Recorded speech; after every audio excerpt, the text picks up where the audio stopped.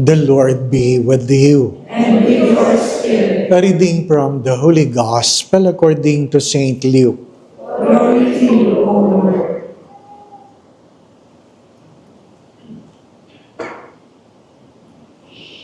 Each year, Jesus' parents went to Jerusalem for the feast of Passover. And when he was 12 years old, they went up according to festival custom. After they had completed this day, as they were returning, the boy Jesus remained behind in Jerusalem. But his parents did not know it. Thinking that he was in the caravan, they journeyed for a day and looked for him among their relatives and acquaintances. But not finding him, they returned to Jerusalem to look for him. After 3 days, they found him in the temple, sitting in the midst of the teachers, listening to them and asking them questions. And all who heard him were astounded at his understanding and his answers. When his parents saw him, they were astonished. And his mother said to him, "Son, why have you done this to us? Your father and I have been looking for you with great anxiety." And he said to them, "Why were you looking for me? Did you not know that I must be in my father's house?" But they did not understand what he said to them. He went down with them and came to Nazareth and was obedient to them.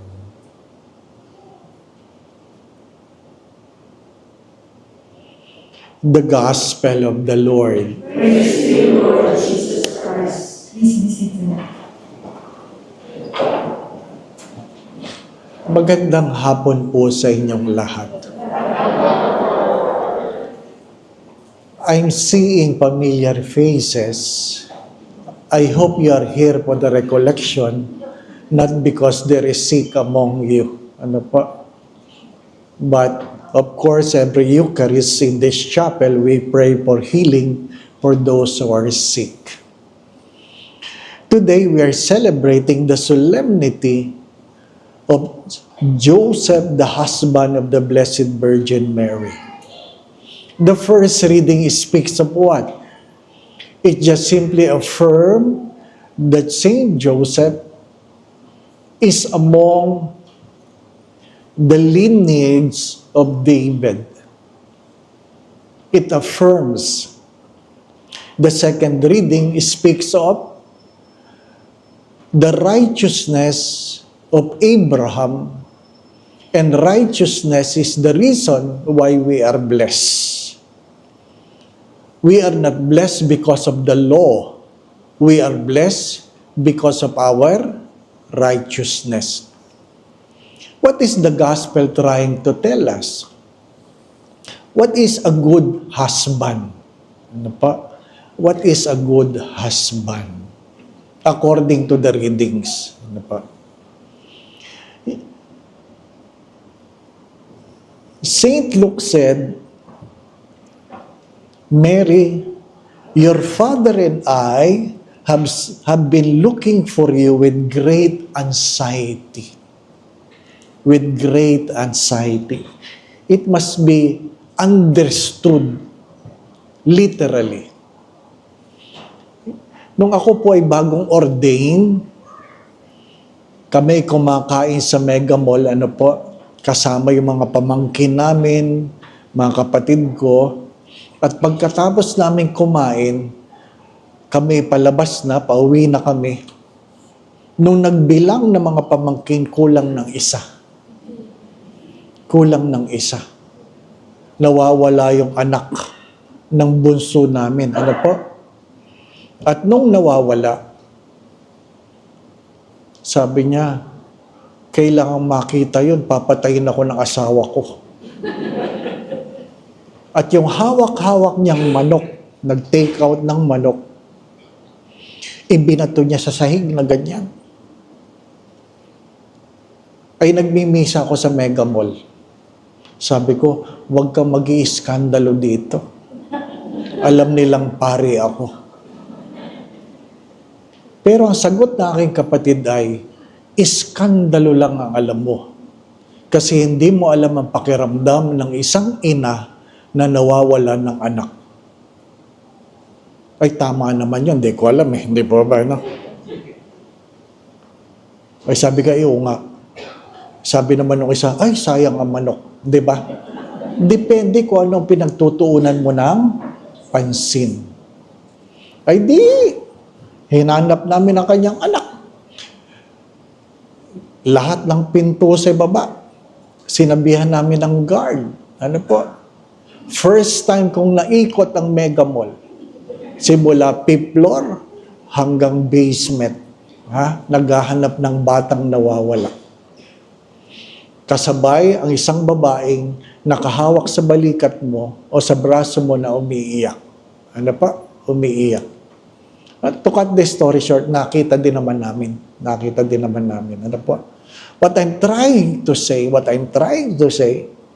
there are things, I have to confess, there are things I do not know.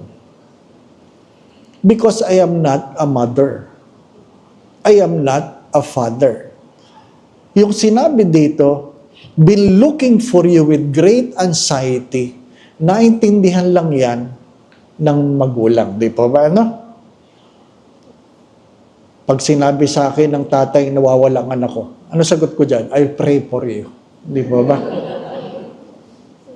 Sapagkat hindi ko talaga naintindihan. Hindi po ba, ano? Even though, a month after that incident, somebody called the parish looking for me.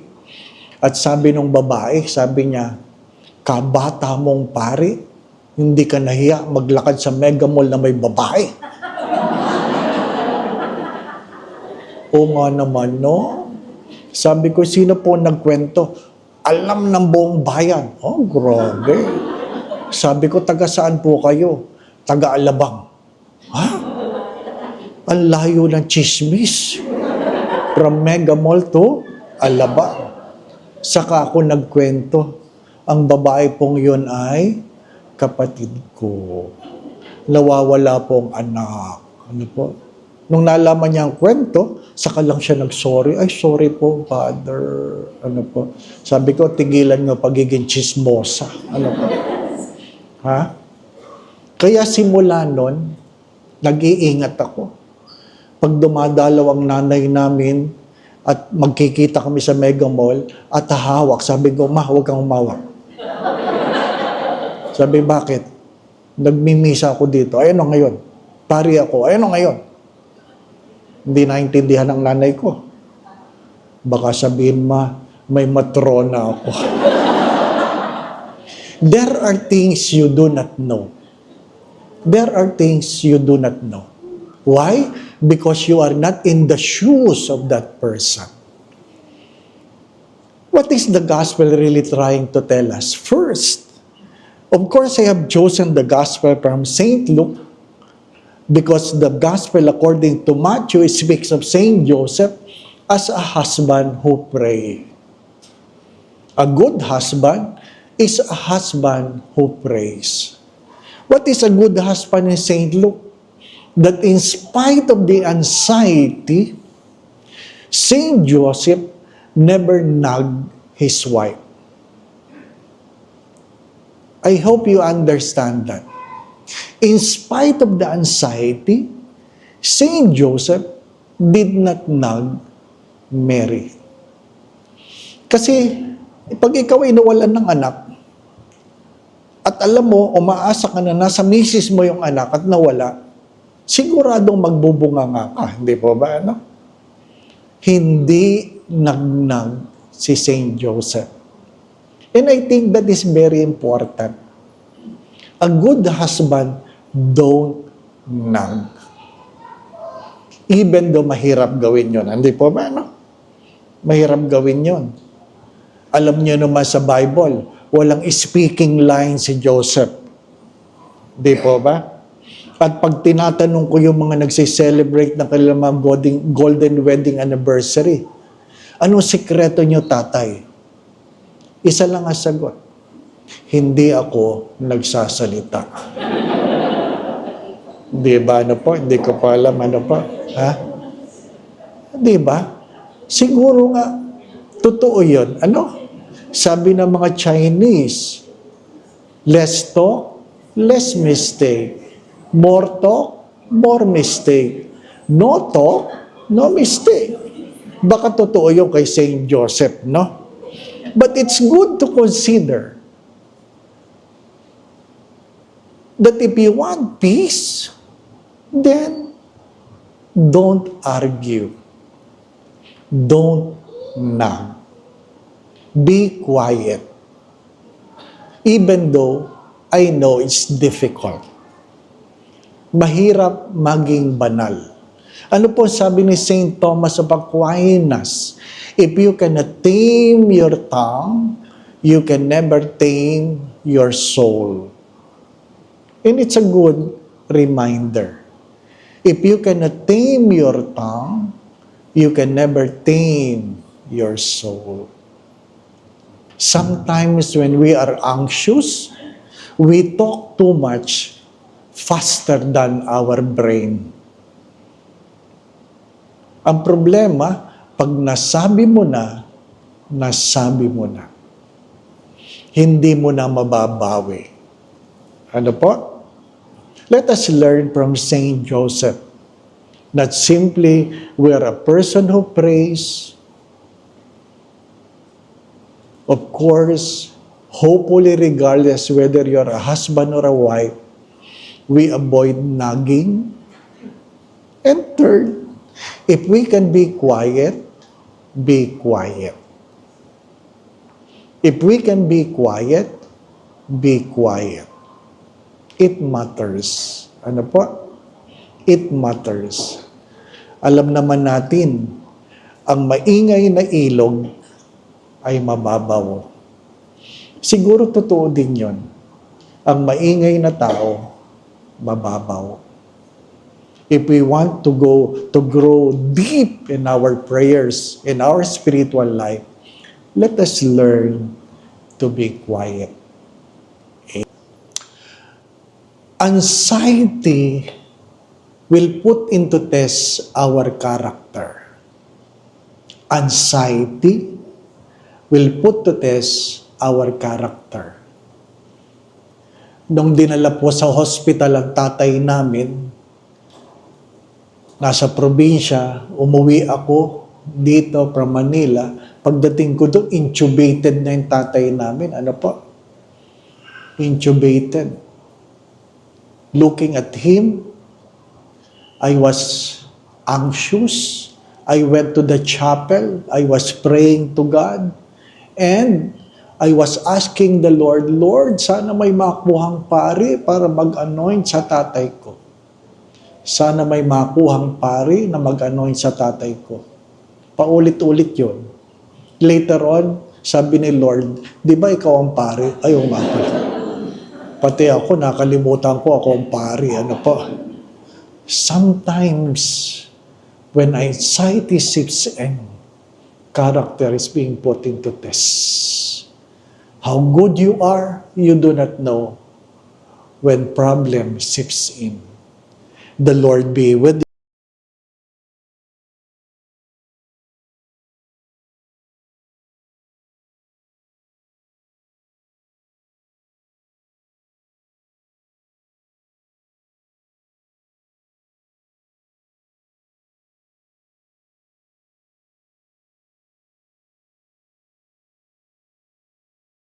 The Lord be with you. And with your A spirit. reading from the Holy Gospel according to Saint Luke.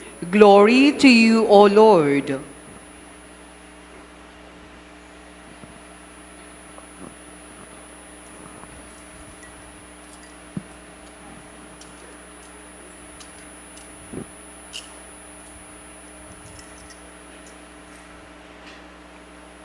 In those days, a decree went out from Caesar Augustus that the whole world should be enrolled. This was the first enrollment when Quirinius was governor of Syria. So all went to be enrolled, each to his own town. And Joseph, too, went up from Galilee from the town of Nazareth to Judea to the city of David that is called Bethlehem, because he was of the house and family of David, to be enrolled with Mary, his betrothed, who was with child. While they were there, the time came for her to have her child, and she gave birth to her firstborn son. She wrapped him in swaddling clothes and laid him in a manger, because there was no room for them in the inn. Now there were shepherds in that region living in the fields and keeping the night watch over their flock. The angel of the Lord appeared to them, and the glory of the Lord shone around them, and they were struck with great fear. The angel said to them, "Do not be afraid, for behold, I proclaim to you good news of great joy that will be for all the people. For today in the city of David, a Savior has been born for you, who is Christ and Lord. And this will be a sign for you. You will find an infant wrapped in a swaddling clothes and lying in a manger." And suddenly there was a multitude of the heavenly hosts with the angel, praising God, saying, "Glory to God in the highest, and on earth peace to those on whom His favor rests."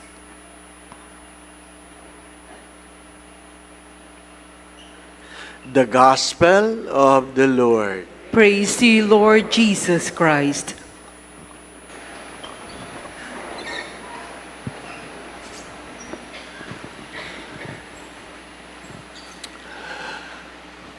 Every time we go on a pilgrimage, I would pray that there will be a good weather. Sabi, kung ikaw ay papipiliin, Father, ano gusto mo? May yelo o mainit? Sasabihin ko, may yelo. Ano po?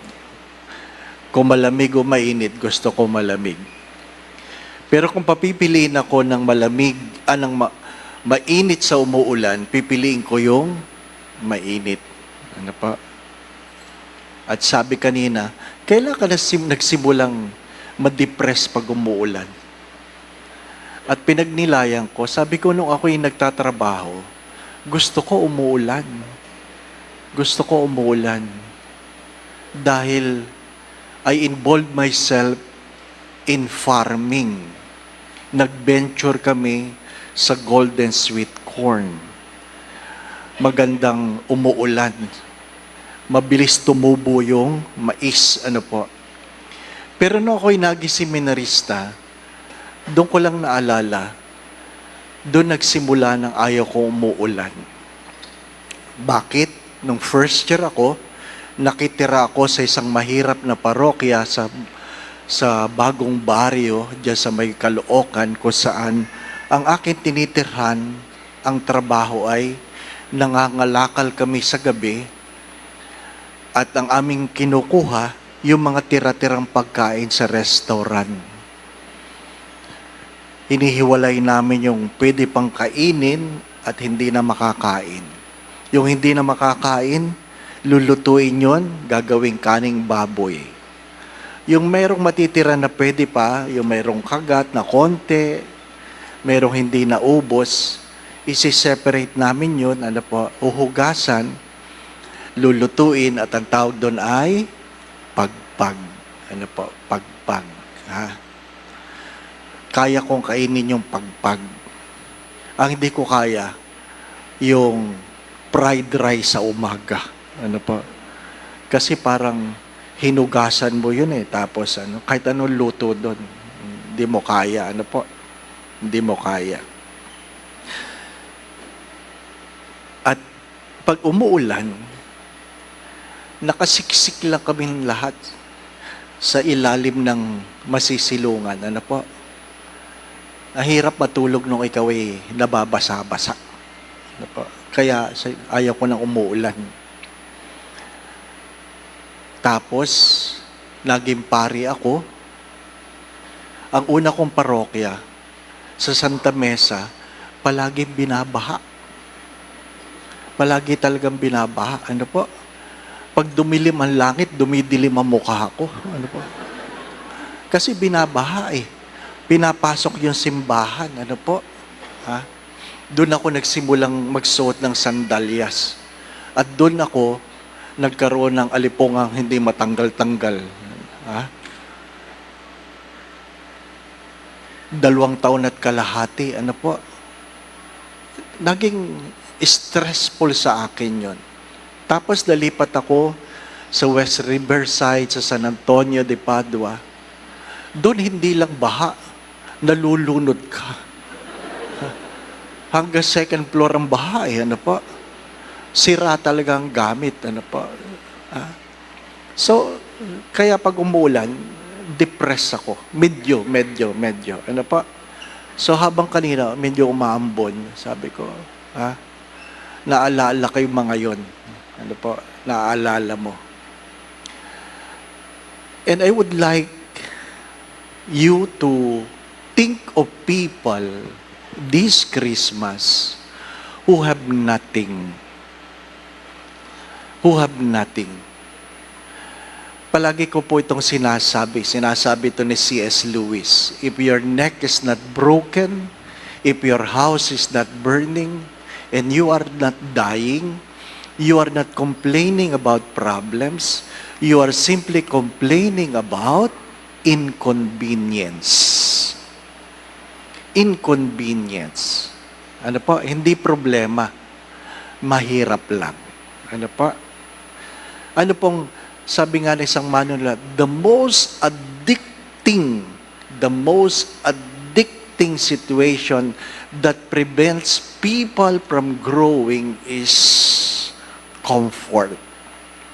Comfort. Pag magaan ang buhay, nakakalimot tayo. Ano po? Nakakalimot tayo. Pag masagana, nakakalimot tayo. Nag-aaksaya tayo. Ano po? Nag-aaksaya tayo. At alam naman natin yun, pag yung iba sa atin, ano po, na sinasabihan tayo pag tayo kumakain, ubusin mo yan. Maraming nagugutom. Hindi po ba, ubusin mo yan. Busog ka na, pinapaubos.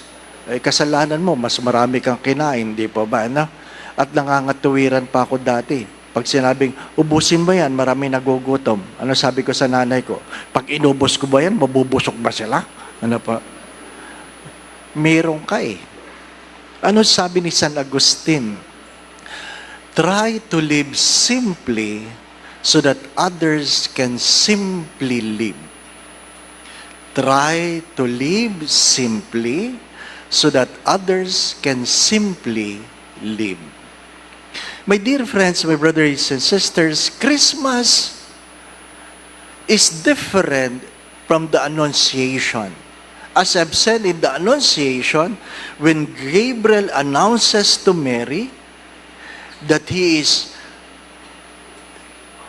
full of grace, heaven stood still because everybody was so afraid that Mary might say no.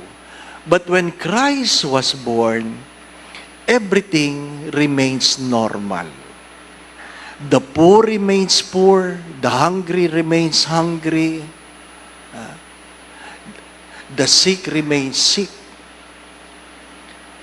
Hindi tumigil. Kaya nga nung ating Advent recollection, pinaliwanag ko yung pinagkaiba ng perception sa perspective. Perception is how we see things based on our experience. Perspective is seeing the things we see according to the eyes of the other person. Anong halimbawa ko doon? Pag nilagyan ka ng number 6 sa harapan mo, 6 talaga ang tingin mo doon. Pero yung kaharap mo, ang tingin niya doon 9. Di po ba? 6 ang number niyan. Ipagpapatayin mo yan, 6. Pero yung kausap mo, tingin niya 9. Ano yung perspective?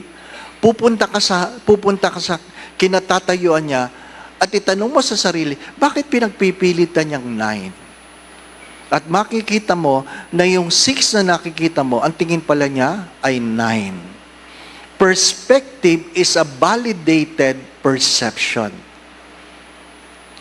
We can never be God. No one will be God. No one has experienced God. So our perception about God remain as human being. But God, from His point of view, became human. That's why He has a proper perspective. Hindi natin naintindihan kung ano laman ng isip ng Diyos. Pero naintindihan ng Diyos ang laman ng isip ng tao kasi ang Diyos ay nagkatawang tao. Pero ang tao hindi naging Diyos. Ang tingin lang natin sa lahat ng bagay ay bilang tao. Ngunit ang Diyos, kita niya ang mundo ayon sa kanyang pagka-Diyos, ngunit naranasan niyang pagkatao dahil siya ay nagkatawang tao. Di po ba, no? Nagkukwentuhan kami kasi yung ating ninyo medyo luma na. Ano po? Sabi nung isa, Father, ang dungis ng ninyo. Ano po? Sabi ko, ganyan talaga. Pinanganak ka sa sabsaban talagang madungis ka, hindi po ba, ano? Wala namang Salem bed noon, hindi po ba, ano? Ay talagang madungis ka. Katabi mo yung mga hayop, hindi po ba, ano? Dapat makita mo yun. Hindi binago ng Diyos. Walang kainan, walang Christmas light, di po ba? Walang Christmas song. We simply think of ourselves, but hopefully tonight, I invite you to think also of people who cannot go home and cannot celebrate Christmas. Why? Because they are on duty. They are on duty. Yung mga nurse, mga doktor, tinetext ko yung kaibigan kong doktor, sabi niya, tatapusin ko lang ang rounds, Father. Kasi hindi naman pwedeng hayaan mo yung naghihingalo doon, di po ba? No? Hindi pwede. Yung mga pulis, nandyan, yung mga bombero, di po ba? Tayo, nandito tayo. Yes, yung iba sa atin dyan naaambunan, pero pagkatapos dito, uwian na. Kakain na. Di po ba? Ano? Yung iba nga, magdamag na kakain, no? Hari nawa, bukas buhay ka pa. Ano? Ha? Bukas buhay ka pa. Busog na busog. Ano po? Sabi ng mga bulatin nyo sa tiyan, alam nila, nilalason tayo, nilalason. Kasi ang dami nyo kinakain, hindi po ba? Ano? Hindi binago ng Diyos ang pagkatao ng tao sa panahon ng Pasko dahil niyapos ng Diyos ang ating pagkatao. Ano sabi no tinitirhan ko? Brother, pagkatapos dito, uuwi ka, mas matutulog ka sa sarili mong kama, bukas meron kang almusal, maliligo ka sa maayos na CR, may maayos kang damit, pero kami, ganito na kami. Ganito na kami. Ano ibig ko sabihin? Sadyang sinadya ng Diyos na tayo bumalik sa tunay na diwa ng Pasko. Na ang Diyos ay dumating na walang dala at umalis siyang walang dinala. Di po ba? Mahalagang mahalaga yung sinabi doon. Wrapped in a swaddling clothes. Hindi naman pinanganak siya, bit-bit yun eh. Nung ipinako siya, yung sariling nakabalot sa kanya, pinagsugalan pa. Ano pa? Ang tunay na kwento ay, ipinako ang Diyos ng hubot-hubad. Mahirap lang magdasal kung ganun, di po ba? No? Di ba? Mahirap magdasal, kaya na may tapis yan, di po ba? No? Kaya nga ang kwentuhan, no, kami nag-aaral, meron daw nanganak sa loob ng simbahan at naghahanap daw ng ng telang pangbalot yung babaeng nagpaanak at nakita daw yung tela na nakatapis sa crucifix, ano po? At tinitingnan daw niya kung pwede daw tanggalin, ano ba? Sabi daw ng Diyos, huwag mong gagawin yan, huwag mong iba na lang. Di ba? Di po ba? Nakipamuhay. Anong katangi-tanging karanasan na ako'y na-stroke? Anong na-stroke? Di po ba? Kung saan 1:30 in the morning, ipapasok na ako sa ICU at sabi ng nagbabantay sa akin, Father, ililipat ka na sa ICU. Wala ka naman magagawa, paralyzed ka, hindi po ba, ano? Kung ihulog man nila ako sa kama, wala akong magagawa, paralyzed ka eh. Pero sabi niya, pero Father, bago ka namin ilipat, magdadiaper tayo. Ano po?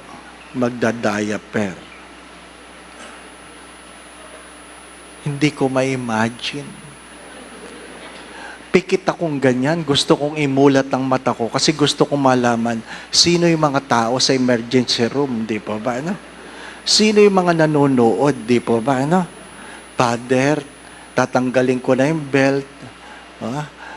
Father, tatanggalin ko na ang pantalon. Mas grabe yung imagination, hindi po ba? Ano? Father, ibababa ko ng pantalon.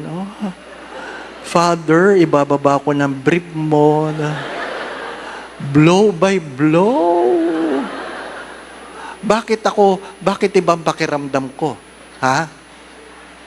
Pari ako eh. Ayun ngayon, Father, kung pari ka. Gusto kong malaman kung sino mga tao doon. Ha? Kung sino nanonood. Ano yung nagmimisa ka, the Lord be with you. At isa doon, ay, nakita ko na yan. Di ba? Hindi nyo alam. Parang madali lang isipin.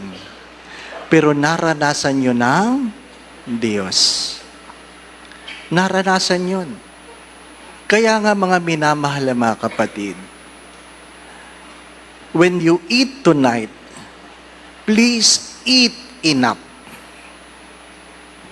When you eat tonight, please eat enough. Learn to think of other people. If you have something more tonight, thank the Lord. I urge the parents to teach their children to be grateful. Because lately, when children are given, ano sinasabi ng mga bata? Ito lang. Ito lang. Di po ba, ano? Simula nung 20 pesos ay naging coin. Alam niyo ang tao, pag binigyan mo ng coin kahit 20 pesos, ito lang. Di ba? 20 yan. Ano ka, excuse me. 20. Ha? Isa sa kinagagalit ko at ikinagalit ko talaga na sinumbong ko sa barangay na nandyan sa Buendia, merong kumatok, nagpapalimos, at naghahanda ako talaga ng pangbigay. Ang nakahanda sa akin is Skyflakes. Binigay ko yung Skyflakes. Binato sa akin ng Skyflakes. At sabi sa akin, anuin ko yan? Gusto ko pera. Oh, kawawa naman ako. Diba? My dear friends, my brothers and sisters, as I've said for the past several days, we lost the essence of Christmas because we have made Christmas commercialized.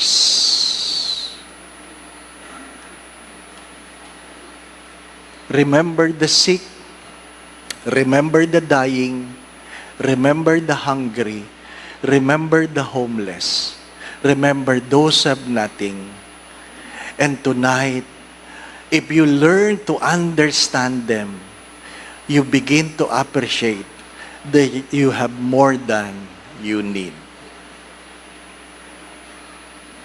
You have more reason to say, thank you. I think that is the essence. Let us go back to the essence of gratitude, because the secret of a happy life is a grateful spirit. Not all happy people are grateful people, but all grateful people are happy people. Be grateful. Be grateful. Because when you were born, you are more blessed than the God made man. Amen. For those who have been asking, Father, yung misa po ba ngayong gabi valid na para bukas, Christmas Day? The answer is yes. Ano po? Pwede ka nang gumising ng tanghali bukas. Ano po? It fulfills the holiday of obligations. Ano po? 3 lang ang holiday of obligations sa Pilipinas. January, the Solemnity of Mary, Mother of God. December 8, the Immaculate Conception. And December 25, the Nativity of our Lord. Ano po? Second, nagpapasalamat po ako doon sa mga tumulong, nagbigay, nagambag para sa ating Stars of Grace. Kaya yung may mga parol tayo sa bridges, ano po, yung nalikom na pera dyan ay atin pong pantulong sa ating beneficiaries ng Love a Parish program na mabigyan sila ng 13-month. Ano po? Wala na pong parol pero pwede pa kayo magbigay. Ano po? Isasabit na lang yung pangalan nyo doon sa iba. Ano po? Ha? Oo. So, pwede pa pong magbigay. Meron pa po yata sa booth. Meron pa ba? Wala na. Pwede po sa office. Ano po? Sabihin nyo lang, for Stars of Grace. Ano po? Baka kayo po ay hindi pa nakakakuha ng estampita para sa mahal na Birhen de la Rosa. Ano po? Kindly ask the ushers a copy and pray that prayer. Lately, the Holy Father promotes the devotion to Our Lady of Rose. Ano po? Because recently, there are many miracles. Ano po? Sadly, ngayon lang naman ako dumating. Ano po? Na ang patron pala ng Makati ay De La Rosa. Ano po?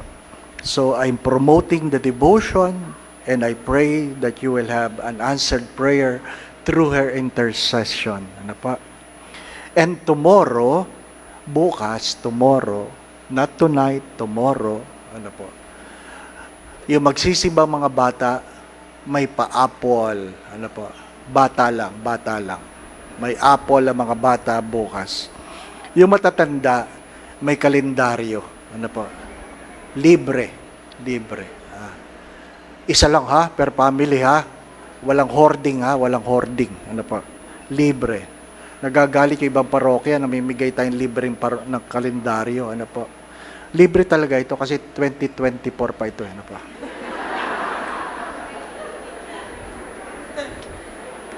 Hindi, 2025 na. Ano po? Bukas. Padar ba hindi ngayon? Bukas nga eh. Bukas. Ano po? So bukas po, ano po? Pagsimba ninyo, o kahit hindi ka magsimba, sabihin mo lang nagsimba ko kagabi. Ano po? You can get a copy of our calendar 2025. Again, my brothers and sisters, going back to what I've said, keep this in mind that Christmas is never about food, never about Christmas carols, never about Christmas decors. It is about Christ embracing our humanity. If there is something I can leave behind, I hopefully have taught you how to ask God. Kung pinagkaloob ng Diyos, kung hindi pinagkait ng Diyos sa kanyang bugtong na anak, meron pa bang hindi pwedeng ipagkaloob ang Diyos? Ang sagot doon, yung mga bagay na hindi ninyo hiningi.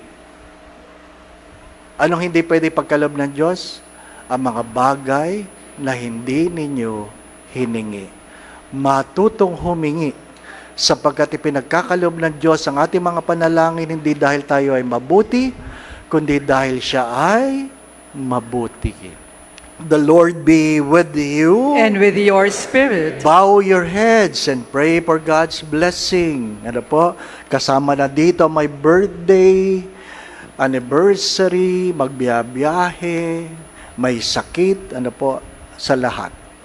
Naway ingatan ka ng Diyos, ilayo ka ng Diyos sa lahat ng uri ng kapahamakan, patuloy kang pagkalooban ng Diyos ng kalakasan, kalusugan.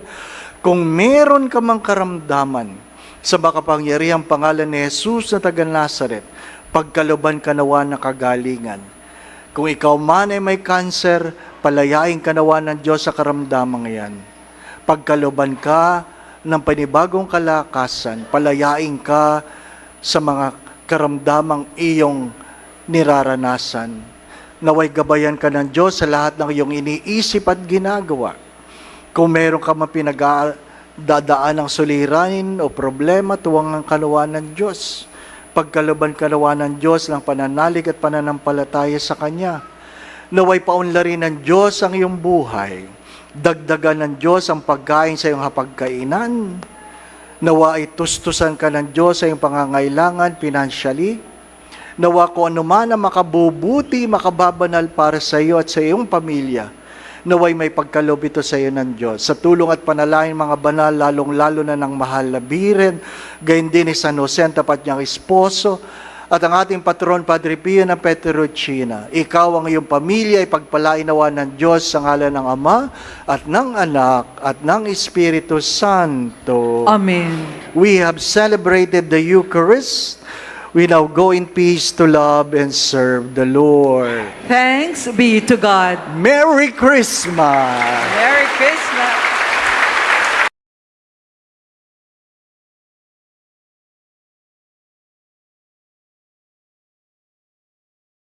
The Lord be with you. And with your spirit. Reading from the Holy Gospel according to St. John. Glory to you, O Lord.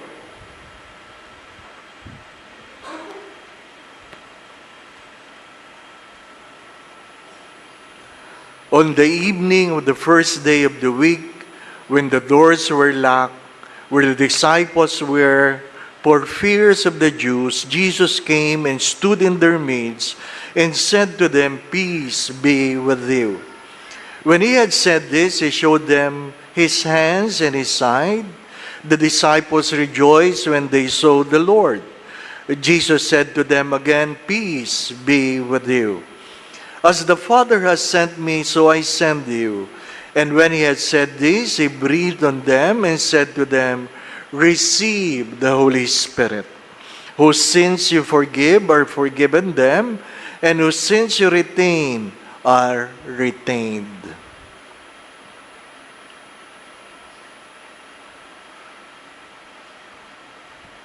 My dear brothers and sisters, the Gospel of the Lord. Praise to you, Lord Jesus Christ.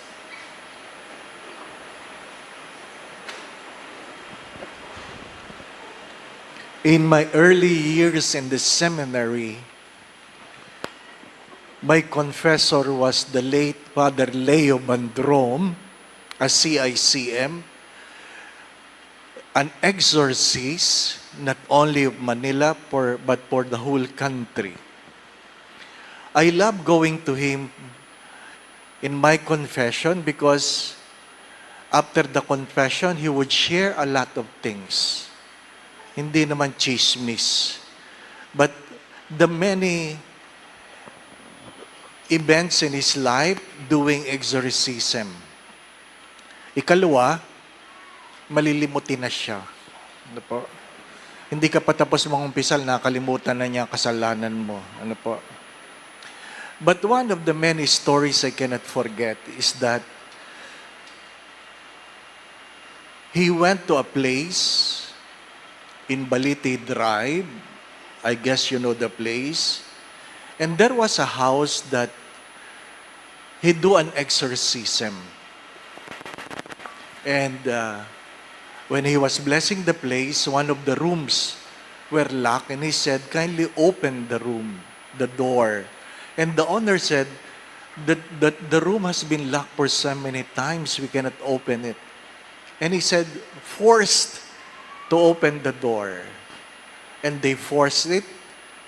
And the door, the room was locked.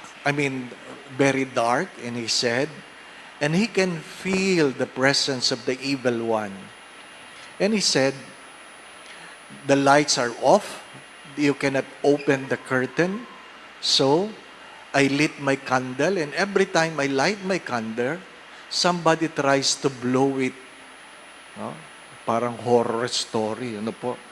So, exciting. Sabi ko, di, pakipagyan mo lang. And because he knew he cannot succeed in lighting the candle, he started reciting the prayers he know in Latin. We started blessing the place. And when he saw a dark object in the corner of the house, he knew already that is the presence of the evil one. So, he sprinkled holy water, and while praying the Lord's Prayer, the dark object moved. The dark object moved and recited with him the Lord's Prayer. And the dark object said, I know that prayer too. I know that prayer too.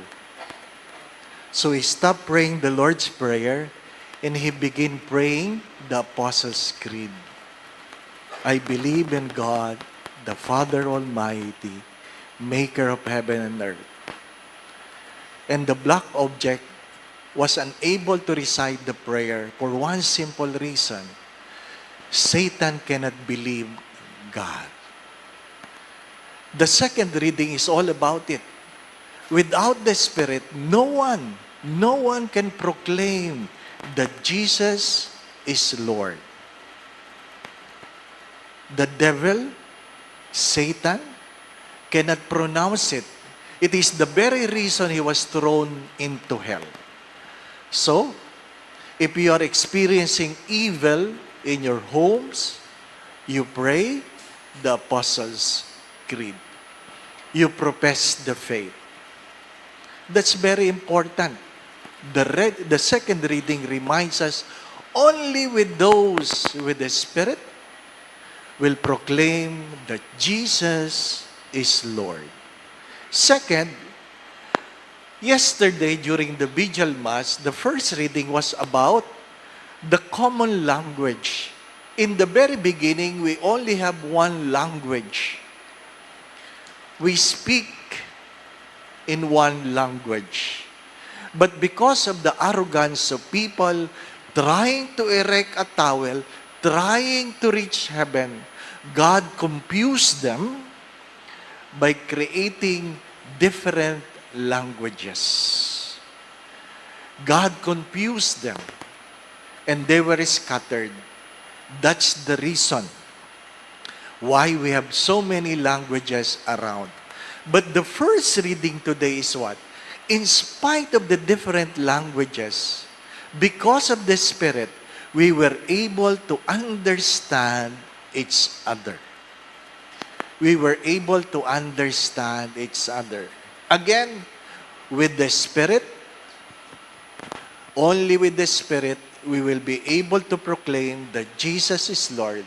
Second, with the Spirit, even though we have different languages, we will be able to understand each other. But the gospel reminds us of who will be able to receive the Spirit. In the Gospel of St. John, chapter 14 says, only those who love God and who love His commandment will receive the Holy Spirit. There is a criteria. A criteria for someone who can receive the Spirit. You must not only be able to profess the prayer, but you must also love God and love His commandments. My dear friends, my brothers and sisters, one language that being understood everywhere is the language of love. Kahit saan ka magpunta,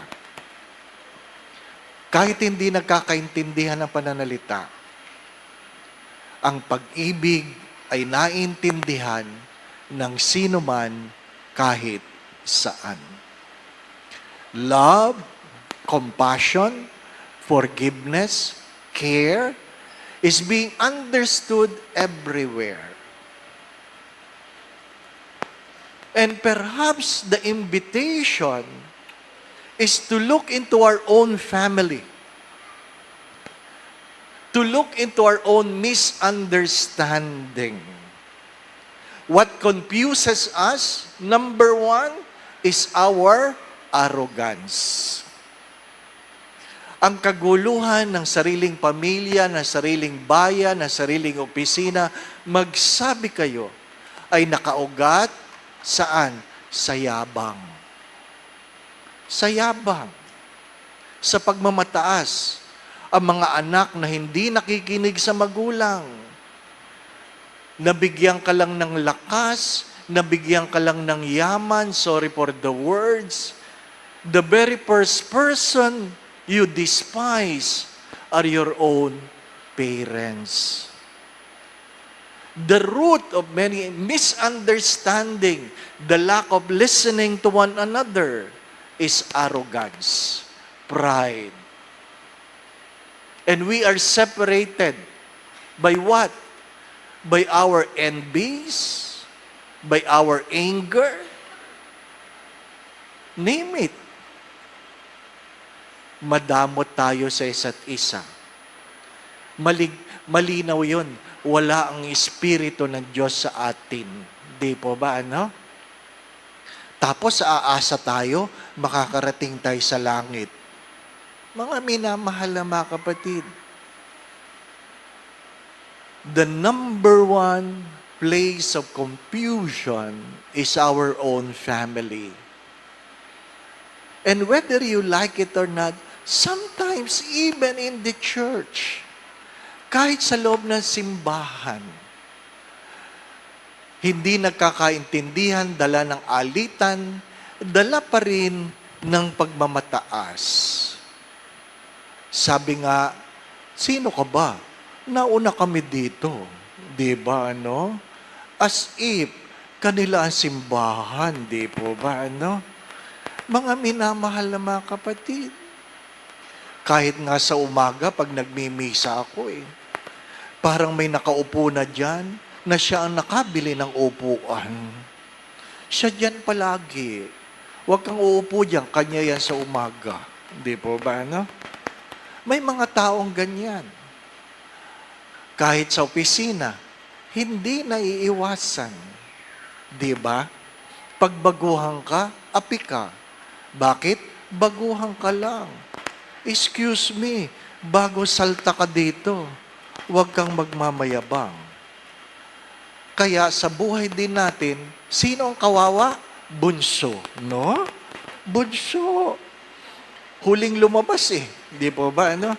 Ikaw maghugas ng pinggan, bunso ka hindi ba? Ikaw magwalis, bunso ka Pag ayaw sumunod ng bunso, ano? Hoy, excuse me, ampong ka lang, di ba, ano? Yan ang ating panunokso sa bawat isa. Mga minamahal na mga kapatid, a clear indication the lack of the Spirit in our own homes. But with those ruled by love, pag ang tahanan punong-puno ng pag-ibig, walang mahirap, walang madamot,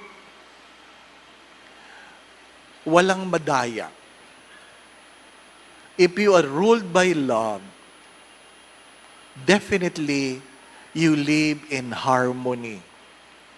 Hindi ibig sabihin may pera, mas masaya. Hindi totoo yun. Hindi ibig sabihin mayaman, mas masaya.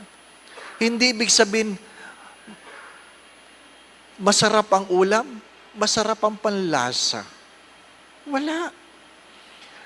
Kahit gaano kasarap ng crispy pata, pag kayo'y magkaaway, walang lasa.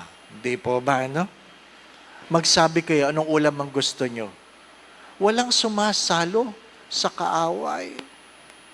Napansin nyo ba ito sa food court? Sa food court? Pag nakuha mo na yung tray mo, titingin ka na doon, maghahanap ka na ng maupuan, di po ba, no? Maghahanap ka ng bakanting table. At pag walang bakanting table, maghahanap ka ng kokonti lang nakaupo. Pero pag malapit ka na doon, hindi ka kagad umuupo. Bakit? Tinitingnan mo muna kung pogi.